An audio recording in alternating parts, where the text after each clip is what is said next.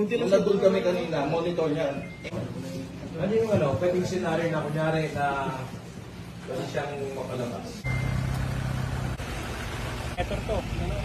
Pamilya, tayo ay nandito sa Campo Karingal.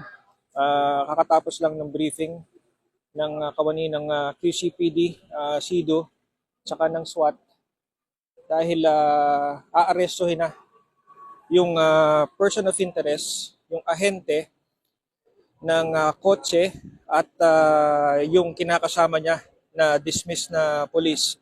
Dahil apparently, meron ng sapat na ebidensya ang otoridad para sila ay arestuhin kaugnay ng pagkamatay ni Senior Master Sergeant Diane Marie Mollenido at ng kanyang 8 taong gulang na anak na si John Ismael.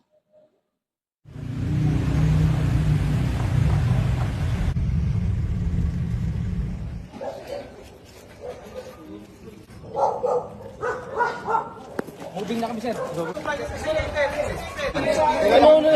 Para may karapatan ka manahimik ha, da-arresto ka, sino to, sino, QCPD ha, may karapatan ka manahimik.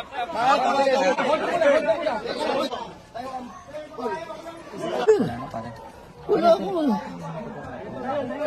Wala akong alam sa sasakyan, sir. Sagot ka. Opo, sir. Ikaw ay may karapatan ka manahimik, ikaw ay nahuli namin sa salang pagpatay. Mga kapamilya, ngayon ay 11:28 at sa mga oras na ito, inaresto ng mga operatiba ng Quezon City Criminal Investigation and Detection Unit ng Quezon City Police District yung suspect sa pagpatay kay Police Senior Master Sergeant Diane Marie Mollenido at sa 8 taong gulang niyang anak. Sir, pinasano kayo ng Miranda rights. Ano masasabi niyo dun sa allegation sa inyo, sir? Kayo daw ay pinaaresto sa salang pagpatay kay Wala akong alam Diane Marie. dyan. Ano, sir? Wala akong alam dyan, sir. Wala ko kayo alam, sir. Pero noong January 16 ho, nagpunta ho dito si Diane. Abogado ko na lang po kausapin nyo. Abogado niyo lang, sir. Lahat po kasalanan ng asawa ko. Pero ako po ang laki na kasalanan ko dahil nagsinungaling ako sa inyo. Ano? Ay, pwede wala ko pala. Ano? Sige, buksan mo yan. Ano tayo? Kakasama siya. Pagkatapos sa Cebu, kakatayo po pag kasama siya.